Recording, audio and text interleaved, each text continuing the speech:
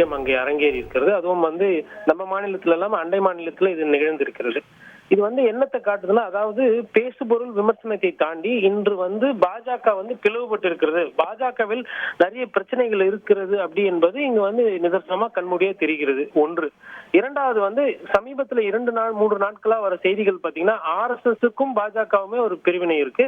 அதே போல் தமிழகத்தை பொறுத்தவரையிலும் திரு ஐயா அண்ணாமலை அவர்களுக்கு ஒரு அணியும், அதே போல தமிழிசை அப்புறம் மற்ற தலைவர்கள்லாம் வேற ஒரு அணியில இருக்கிற மாதிரி செய்திகள் வருது. இன்னைக்கு ஒரு செய்தி என்னன்னா, பியூஷ் கோயல் தலைமையில தமிழகத்துல என்னதான் நடக்குது, யார் மேல பிரச்சனை, இந்த தோல்விக்கு யார் காரணம்? ஏன்னா 40 பாராளுமன்ற தொகுதிகளுக்கு ஐயா திரு அண்ணாமலை அவர்கள் தான் பொறுப்பேற்க வேண்டும்.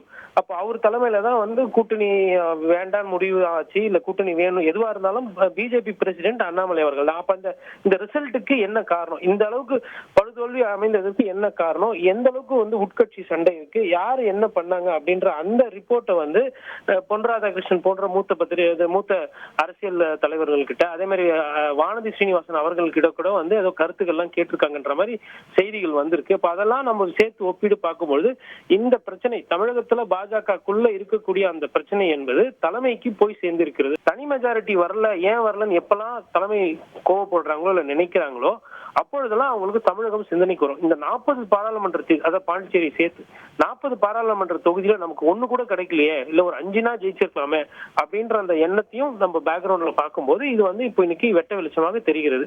இது தொடரும். செய்திகளை உடனுக்குடன் தெரிந்து கொள்ள உடனே சப்ஸ்கிரைப் பண்ணுங்க.